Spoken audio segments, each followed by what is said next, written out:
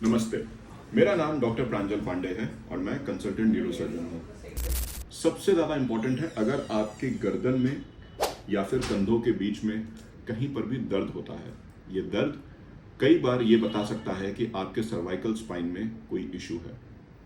उसी के साथ साथ गर्दन को हिलाने पर चक्कर आना, बार बार आपके किसी हाथ में, कंधे में सुनपन आना, झंझनाहट होना या फिर जो आपकी मसल्स हैं उनका धीरे धीरे करके फड़कना, ये सारी चीज़ें सर्वाइकल स्पाइन की प्रॉब्लम को बता सकती हैं। तो अगर आपको ऐसी कोई भी समस्या है तो हमेशा अपने डॉक्टर से पहले आकर कंसल्ट करें, ताकि आपकी समस्या का डायग्नोसिस होकर समाधान हो सके।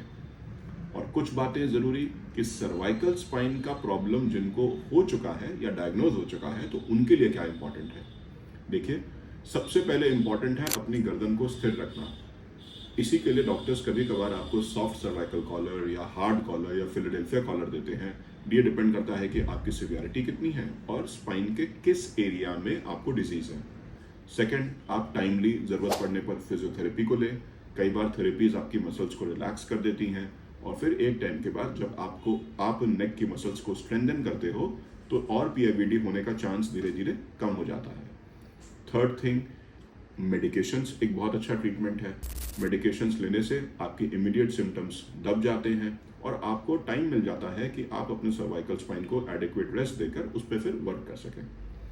कुछ केसेस में ऑपरेशन की ज़रूरत पड़ती है, कुछ लोग इंजेक्शंस देते हैं, लेकिन इन दोनों ही केसेस में ये लास्ट ऑप्शंस हैं, वो भी तब उन केसेस में जहां पर आपका डिजीज़ सिवियर है या फिर आपका डिजीज़ आपको बार बार परेशान कर रहा है।